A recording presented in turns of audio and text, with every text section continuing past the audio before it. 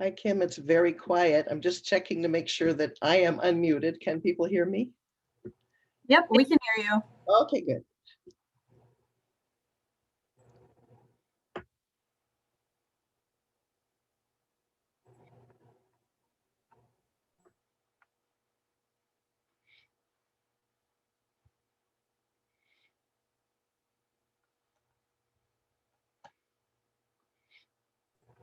And I've got 12:15 on my clock, Mary. Okay, me too. Let's get started, everyone. It's good to see all of you here, and welcome to the February 9th meeting of the Rotary Club of Marshalltown. Carrie Barr will give the invocation and lead us in the Pledge of Allegiance.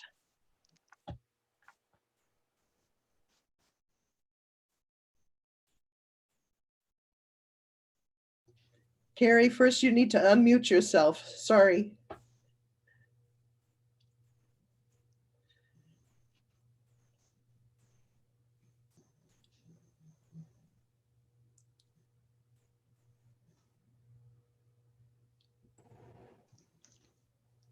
There's a little mute button down on the left-hand side. There Yeah, you go. she is unmuted. It seems like we Got it. can't hear her.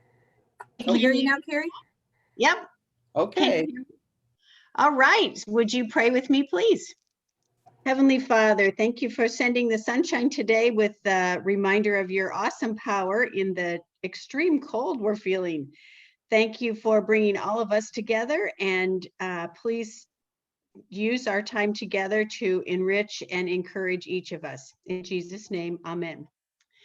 I pledge allegiance to the flag for the United States of America and to the republic for which it stands, one nation under God, indivisible, with liberty and justice for all. Thank you, Carrie. I'm not aware that we have any guests. Am I mistaken? Is there a guest here? Okay. If not, Jackie, are there new student Rotarians? We do not have any new student Rotarians, but I'm excited to see that Tatum has returned to join us today. Very good. Welcome, Tatum. Okay, thank you. We are ready for announcements now. And first of all, I wanted to let you know that there were 48 people who attended last week's meeting on Zoom, which was great. And Mike Schlesinger has a great update on our stocking the food box project. Mike? Thanks, Mary. I'm pleased to announce we ended up with 140 bags after some last minute additions, plus the board generously added to that total. So appreciate everybody who participated, and it turned out to be a very good project. We'll be delivering those this Friday to the food box. Much needed supplies. Well, once again, we want to thank you, Mike, for your leadership. Yes, and definitely rounds of applause are in order. And as I understand it, Hy-Vee is doing the delivering. So you've covered all the bases for us, Mike, and we appreciate it. I think he also is sort of connected to the Times Republican, and hopefully we'll get some coverage for that. So thanks again, Mike. It's been great. And thanks to all of you who have contributed to make this project so successful. Hi, let's see. Carrie is going to tell us about the People of Action Committee and some of the work they've been doing. Right. Okay. Many of you may not know that we started a People of Action Committee, and some people above and beyond. So we have a really big lot of announcements up in the future. Today, would love that they form on our website, so that if you notice anyone doing something unusually helpful or showing leadership in some way, or someone who deserves a pat on the back, like Mike Schlesinger maybe, you can go online and fill out that form and email it to them. There's information about just how to do that, so we can acknowledge and know all the different people who are doing really great things in Marshalltown. So let me tell you our committee members. If you don't want to go online and fill out the form, you can call one of us. And when I tell you the committee members, you'll see why we have a big long list of things we can do.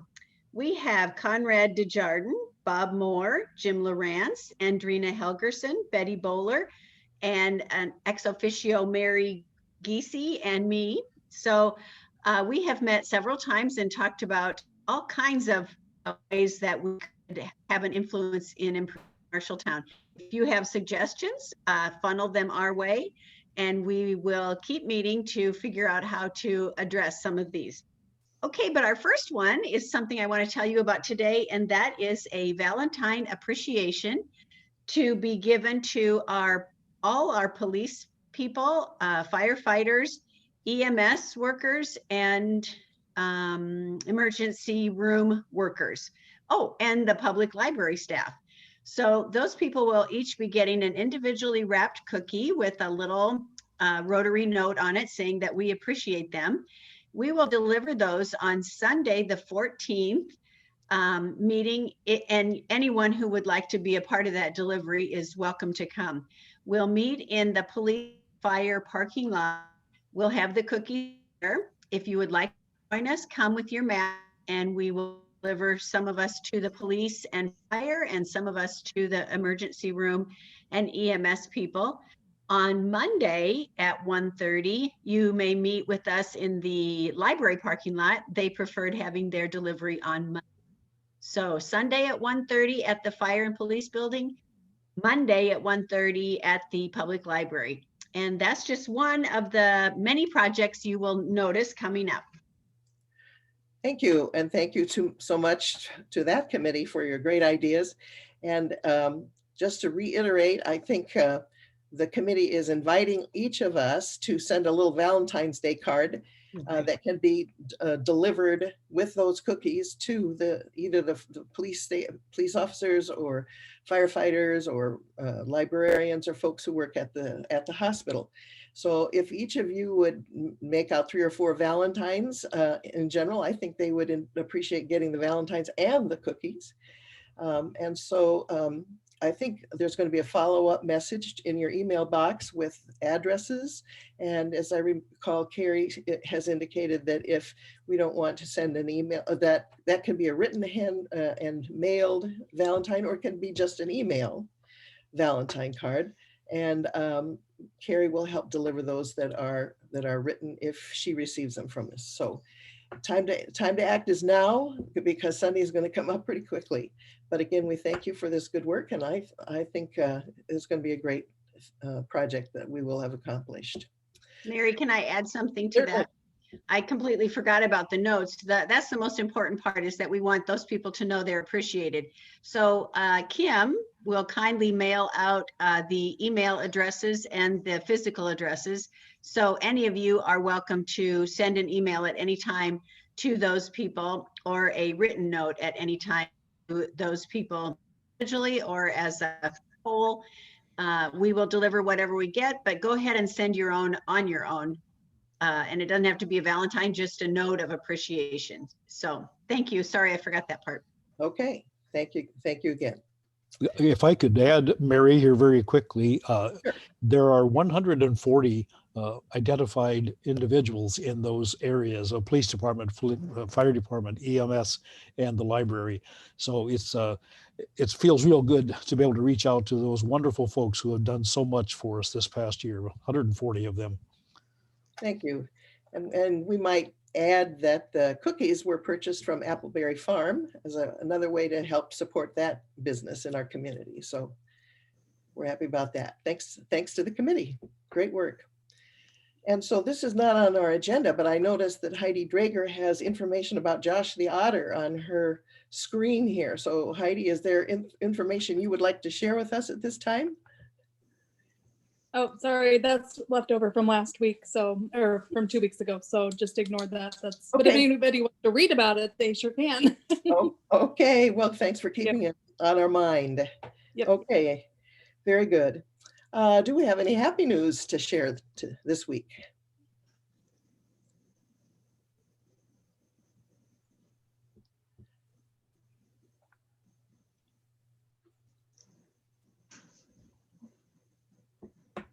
Okay.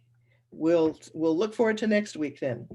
Todd, we're ready for the regular news. All right. Good afternoon, everybody. During a regular meeting last night, the Marshalltown City Council discussed giving Marshalltown Company financial assistance through a blight remediation grant to demolish 3 buildings on the former Dunham Bush property.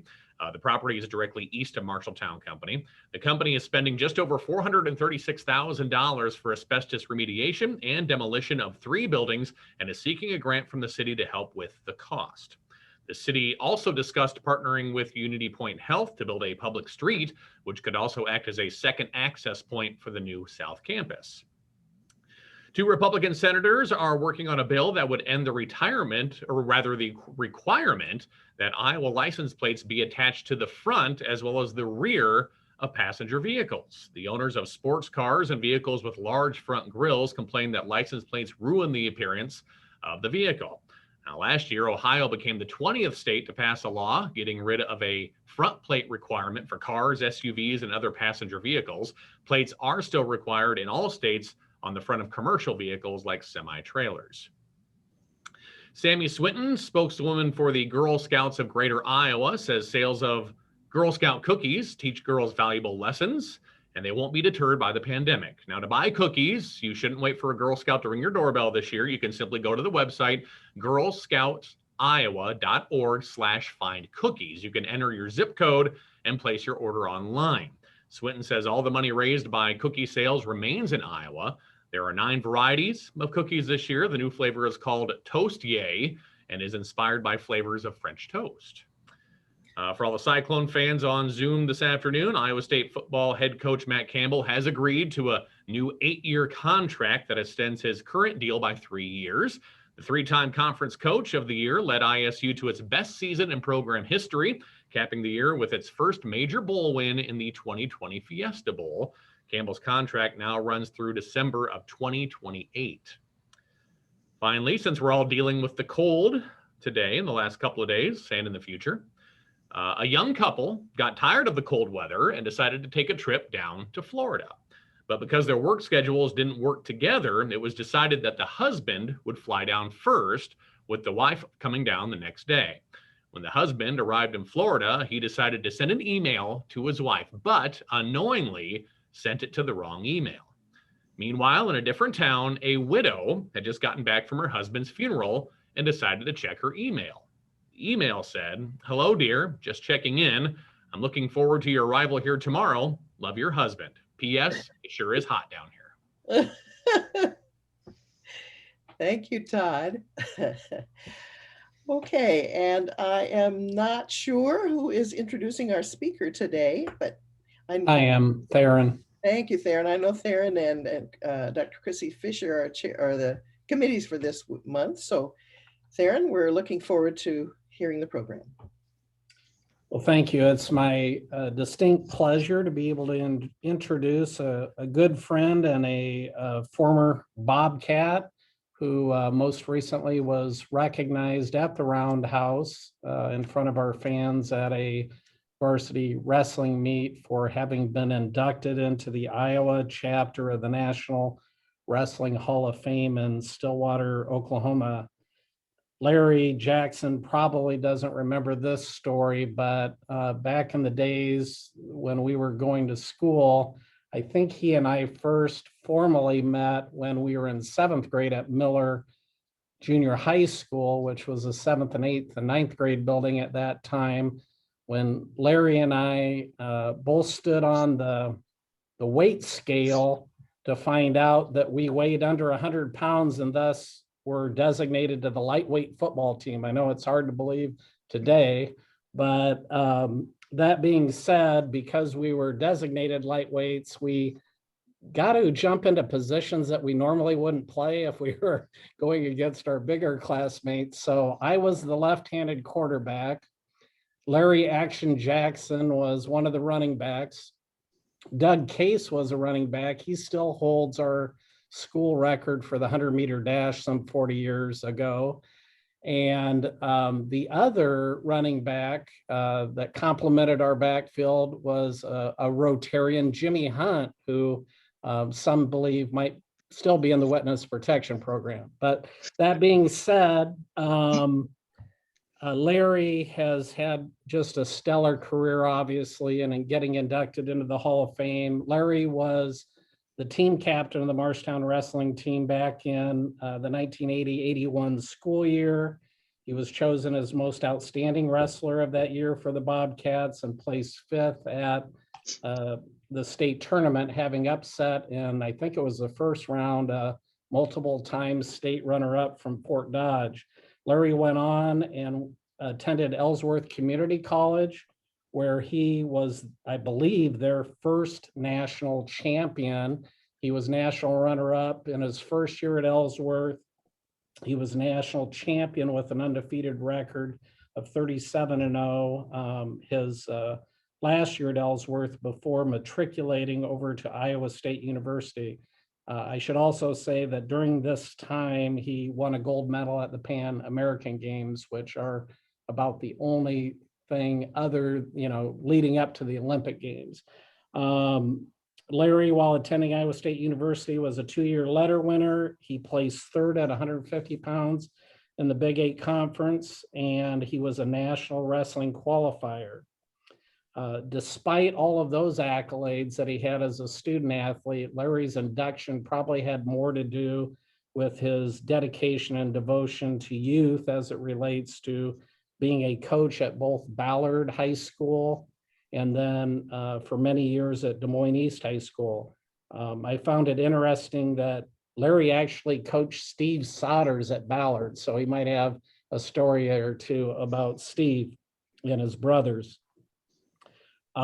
Larry, after coaching for 25 years, high school wrestling, and having a very successful career at that, ending at Des Moines East, Larry has devoted the last 12 years of his career teaching the youth in inner city Des Moines in one of the most elite youth wrestling clubs called Hammer Time, after MC Hammer, which was a favorite of Larry's. So I'm very thrilled that Larry was able to break away and join us today for this.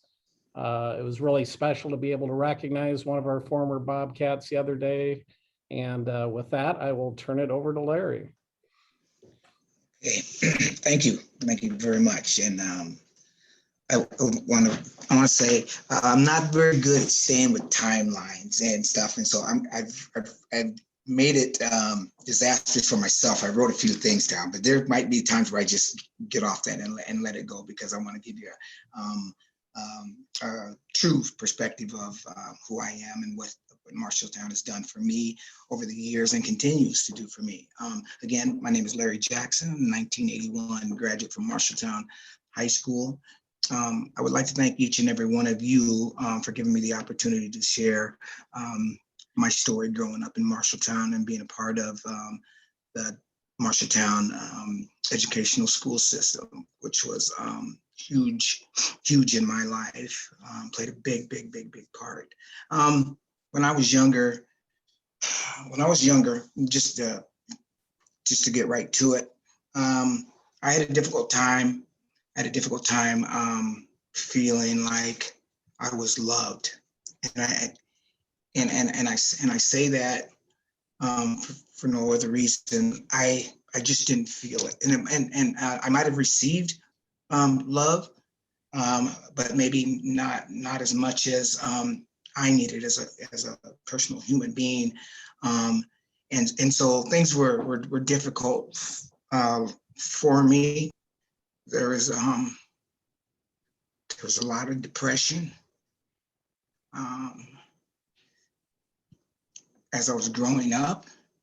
I just call it my tough times, and it truly started probably around age 10.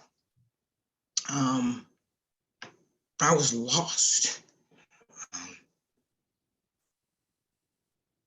And one day that just kind of threw me over edge. It was my mother. She had arthritis in her back, and I didn't know that at the time, but I was always the chosen one to rub her back. And I mean, it wasn't like a 10-minute rub your back. It was like a good 30, 40 minutes. And feeling like I wasn't loved, just that I was the chosen one to rub her back. I don't know if that was good, but to me it was good because it gave me an opportunity to have somewhat of a relationship, affection with her. And then one day I made a mistake and I was rubbing her back and I was tired after rubbing her back, but I tried to take the opportunity to climb over the couch and lay on her, lay with her, just a cuddle. And that day, her reaction to me was, "Boy, get off me." And I was crushed. My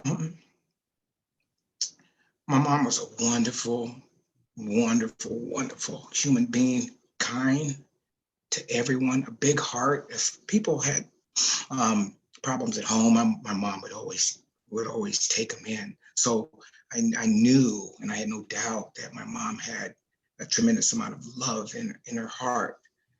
And that's why I say it just wasn't enough. I just wasn't getting enough for me as a human being. I needed more. And being a man, being a wrestler, being all this stuff, it didn't matter. That's just how I feel. I had three older siblings, and I justifiably to myself, to convince myself that I was correct. I felt that my sister,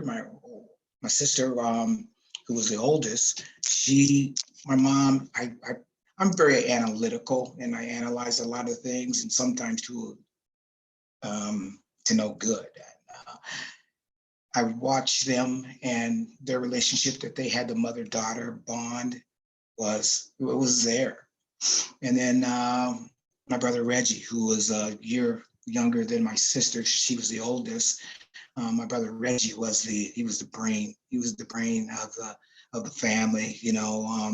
He went to school to be a PE teacher, and I always wanted to be like Reggie. And he wanted to be a PE teacher, and we were both really into sports, really very competitive. And so I wanted to be like him. I wanted to be a PE teacher.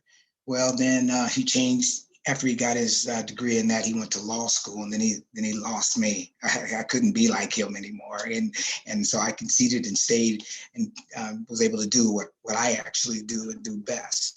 And that was to be a PE teacher. But along the way, before I became a PE teacher, there was people in at school who didn't really know what love felt like, but it felt like the things that they would do for me and say to me felt like love. And I had no proof, no evidence. However, at the ceremony in Marshalltown, Iowa, I was on the Phil Henning when he spoke, and when he told me that he loved me publicly, it just reinforced how I thought he felt anyway for me. And Luke Kearney called me on the phone because he wasn't able to make it, and he prayed with me. And on the phone, before the presentation was done, and he told me that he loved me, which again reinforced that they did love me and what I did feel from them when I was in school, because that's what got me through. They were so caring about me beyond my athletic ability. But I had to back up just 1 second. Bill Wilson, my fifth grade teacher, it was his first year, and to have me and being your first year, you probably paid the price. And he would take us, and I figured out and Bill and I talked about it when I came back and helped Theron and with Bill Wilson back at the tornado, I think in 2018. I shared with Bill Wilson that I know why you threw that football to us. every day. You kept the bad ones. You kept the bad ones busy during, and we laugh. So the ironic thing about Bill is that I do the same thing at recess with my kids. I throw the football. And I mean, we make a big deal about it. It's almost like a Super Bowl every day when we're able to play. But I got that from Bill Wilson. And then Lou Kearney. I was playing basketball and I was left-handed, so it was a little difficult to stop in my mind. And but I was sitting on the bench and I was pretty frustrated. And then one day, Lou Kearney, he must not have thought much of my basketball skills, but he come up to me and said that he had something, a sport that he would think I would really do good in. And I was like, okay. And he happened to be my PE teacher and my wrestling coach, junior high wrestling coach. And so, at that time, I became a wrestler. He introduced me to the sport of wrestling. I went 7-0. I wrestled the stud of the town, Lance Cow, who we are great friends to this day. And Lou Kearney, he was the thing that really interests me, that he was a holy man, and that you knew not to say any bad words, and he was a disciplinarian, and he was, we knew not to play around with during practice or anything else, and just walk a straight line. And I thank him for that. And again, he was a PE teacher and a wrestling coach. Moving on to Phil Henning. Oh man, these guys, it just kept getting better for me in my life, because I felt that these people, there was a couple people in my life that seemingly cared for me. And so with Phil Henning, same thing, same degree. And he talked to me about things that were besides my wrestling ability. It was like personal life and helping guide me in direction. And I'm forever grateful to those people. And again, Phil was my gym teacher and my wrestling coach. So gym teachers and wrestling coaches, all those things to me gave me some direction in life, that I wanted to become a teacher to give my students what Bill, Lou, Phil gave to me. It was so important. And what it did, it masked my pain. Like I said earlier, that I didn't feel loved. And to this day, what keeps me going, I've never dealt with the pain that I've experienced younger in life. But I talk about it, like when Theron and I was golfing, we grabbing a bite to eat, and the best of me comes out when I'm just generally talking about things. And one thing just led to another in our conversation with Theron. And I would tell him, I've told him what these people have done for me, and who I am is because of what I learned from them. And then you put Joan Moore, my 10th grade teacher. I wasn't doing well in algebra. I wasn't putting in the effort. Nobody at home was pushing me, and Joan Moore asked me to come in after school, and I thought I was in trouble, and I couldn't figure it out why she was. It would have bothered me all day long, and I thought, boy, what did I do? I didn't do anything. And so I came in, and to my surprise, she said, Larry, and I said, yes. And she said, I want you to find somebody in my class to compete against. Because everybody knows that I'm the most competitive person, I think, in the world. I lose graciously. I've got great sportsmanship, but I'm just really competitive. And she told me to find somebody in her algebra class to compete against. And that moment in my life, it really, really, it hit me. First of the fact that she took the time to figure out what makes me tick. and I picked Wilma Miller. I got excited, kind of got excited, and I looked around and the next day, and I told her I know who I want. I want to with Wilma Miller. I want to compete with her. And man, I could probably promise you I was probably getting an F in class, lack of effort and stuff. But I didn't put anything into it. And she motivated me to compete. And I know a woman we talked recently, and she found out that I mentioned her, and we just laughed because I know I kind of got on her kind of annoying. And Darren, can you tell me how much time I have left? Because I know we got to go.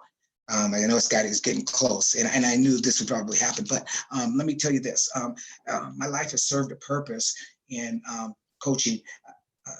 I went to Ellsworth Community College. I got second. Larry, yeah, you're fine. 45. I'm okay. Yep. After high school, when I wrestled in the state wrestling tournament, I pinned. First of all, I wanted to be on that wall. You had to get first or second to be on that wall. And when I went to the state tournament, I wrestled Teddy Kamemo from Fort Dodge, and Teddy Kamemo and we wrestled in the roundhouse. And I was up on him 8-7, and then he had these big, powerful legs, and he only had seconds, and he got out. And so we tied at the dual meet in the roundhouse. So at the state wrestling tournament, I was down by 5, and I hit him in a headlock Slato. You know what I mean? This was my own move, right? And I ended up pinning Teddy Kamema, who was seated and ranked number 1. And then my dream was crushed. The next day, came back to wrestle, and we stayed up all night. And we didn't stay up all night, but we stayed up past curfew, and Mr. Henning didn't know. And I was sleeping under the bleachers, and they were giving me last call, and I was up to wrestle Steve Bass, the former superintendent from Urbandale Schools, I believe. Mr. Bass, he beat me 1-0. He stalled on me, but he beat me 1-0. I had to let him go to try to take him down, or we would have been tied and then had to go to overtime. Well, he beat me, and everything that I cared about I had just lost the opportunity to be up on that wall. And I knew I was devastated. Moving on, went to Ellsworth Community College, and there goes any scholarship whatsoever. I ended up getting 5th, and Dr. Nichols at Iowa State University said that if I could become an All-American at Ellsworth, and he didn't say that 1 or 2 years or what, he just said, become an All-American, he'll give me a shot. And so I went my first year. My freshman year, I had kids that were all state champs from, I think they were either 2-time or 1-time, and I was the only non-state champ on our team. And that year, I was the only one. I was the only one to place. I got in the finals. Got beat by Eddie Urbano, who I learned later in life that was the greatest wrestler that Bobby Douglas had coached at Arizona State. I got beat by him, 2nd place. And then I moved further, go on to get picked to be on the Junior Pan American team in Cali, Columbia. Went and we had actually had 10 gold medals. It was amazing. It was amazing. Then after that, I went to Iowa State University, had a successful career, and my mother got ill with breast cancer, and she died in 1986. And so when I was still competing, and so she asked me on her deathbed, would Larry take care of my babies? And her babies, she meant her grandchildren. So I had to move out of the dorms, and I took my my daughter, or my niece Yolanda, and my nephew Jermaine, and they lived with me at Iowa State. So I was going to Iowa State, And being a dad, being a dad was kind of tough, but I made that commitment to my mother to do it.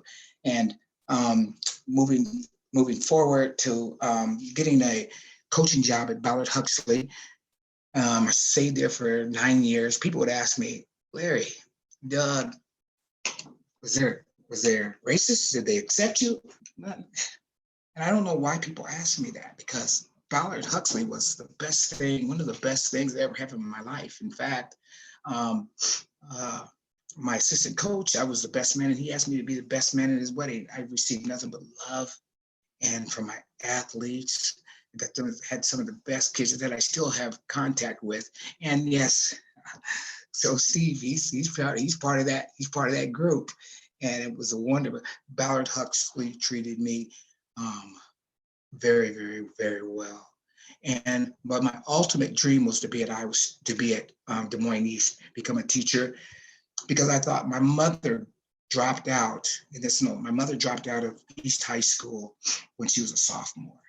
And my thought in my mind is, okay, so I wanted to make people feel like Henning, Lou Kearney, Phil, Joan made me feel, because they made me feel like I was loved. And I truly believe that they did love me.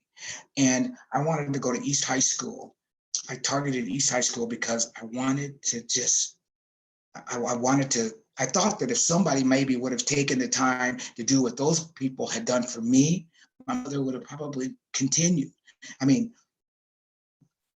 so when I got to East High School, when I was coaching East High School, I got some of the kids were rough, man. They didn't have no guidance or anything. But that, and then people would ask, why would I that I should push him to the side? Don't allow that. But that fueled my fire, because that was my purpose for coming to East High School, was to make sure that I did everything, not just for the wrestling aspect, but for these kids to feel loved. And the people at Huxley, the parents, the wrestlers, the people at Des Moines East, I just love them. I'm able to give love, because I'm telling you, that's what really makes me tick, is to make people happy. I don't want anybody to ever feel the way I felt growing up. And I must say this, that I know my mother loved me. And I come to realize that she had 5 jobs. My mother and my stepfather had 5 jobs. And 3 of them, they each had their full-time job, and they had 3 where Cecil's Roundtable, Caldwell, Meat, and there's another one that we had to get up every morning and clean before we went to school. And she was tired. She was very tired. And so that's how I justify that. I know she loved me, but she was wore out. And for me, it just wasn't enough. So I am so blessed to be able to teach, and it has to be elementary. I just love teaching elementary, and it's hard for me to ever let that go. But I'm able to give that every day to these kids, and I love them. And I could have retired last year, and in sight of the pandemic, I got high blood pressure, diabetes, and I still couldn't leave. And you're not supposed to live in fear. And so I continue to do what I do. And I'm blessed that I don't know what I would do without what people have done for me, and continue to do for me. I'm so blessed that I can give. And these kids, they know that I love them. I don't ever have a problem telling people I love them, because I do. I have a big heart, and that's can I tell one more story and then close it out, because it's just to define who I am. Earlier in my childhood, my mom and her younger sister were in an orphanage. They, first of all, they fought like cats and dogs. And one day in the orphanage, this lady that took them in. She would beat my mom, and but not until after her sibling was taken out of the home and was taken by my mother's oldest sister. So she only took one, and she left my mom there. And the things that the lady did to my mother were incredible, and I couldn't understand. That lady had passed away long after the lady had passed away. And my mom told me the story. And the only reason she told me the story is because my sister and her were fighting one day, publicly humiliating themselves and anyone else around. And I noticed that on my mom's, they both wore wigs. And so both, obviously their wigs were off. And there was all these lumps in my mother's head. And so I one day I asked her, and she told me that, I mean, she would get tortured, and this is just what she told me. And she would get hit in the head. She'd get hit in the head, and there was a thing on her leg that, and I apologize if I probably shouldn't be saying this, but it really defines who I am. And when the funeral came, my mom got dressed and was going to the funeral, and I couldn't understand why. And so I asked her, and she said, just the fact that the lady was just offered to take her in at a point in time, that she told me, Larry, you don't treat people a certain way because they treat you that way. And I'm like, that didn't make sense to me, but it did. My mom went and paid her respects to that lady, and I'm young and I didn't know. And so that defined my life, and who that was a great lesson for me, because I don't have any hatred in my heart for anything. And I don't know, some of these stories don't make sense, but I'm just kind of winging it. And I thank you so very much for giving me the opportunity. Seeing my picture in that trophy case means the world to me. And it all started, Theron, with a little sit down talk, and you found value in what I had to say. And so I thank you, Rotary Club members, from the bottom of my heart. I guess that concludes my story. Yeah, Larry, I want to thank you for your willingness to take the time, and hopefully our members found great value in what you had to share, and they can see why a simple 15 to 20-minute lunch after you beat me down on the golf course would be so inspirational. And, you know, the other thing that I would say is I listened to the story that you've told and the things that made a difference in your life and the long list of successes you've had. I would just say that there's no single test score in the world that would measure what you've just shared with us. So thank you so very much, and go Bucks. Yes, sir. Yes, sir. Thank you very much. Thank you. And I would like to second what Theron said. And yes, let's definitely give him a round of applause. Thank you. Thank you. Thank you. Thank you. Thank you for sharing your very moving story. And I know we're all proud and happy that your experiences in Marshalltown turned out to be such positive inspiration for you, Larry. So we'll certainly be watching your future and wishing you the best, and hope you'll don't be a stranger and come back to Marshalltown often. Yes, ma'am. Thank you. Thank you. So next week, our program will be presented by Jackie Goodman, Eric Goslinga, and Clarissa Thompson. They're going to talk about the COVID Employer Innovation Fund initiative, and we're looking forward to that one. Please join me in reciting the four-way test. The four-way test of the things we think, say, or do. First, is it the truth? Second, is it fair to all concerned? Third, will it build goodwill and better friendships? And fourth, will it be beneficial to all concerned? I now declare our present meeting adjourned. See you next week.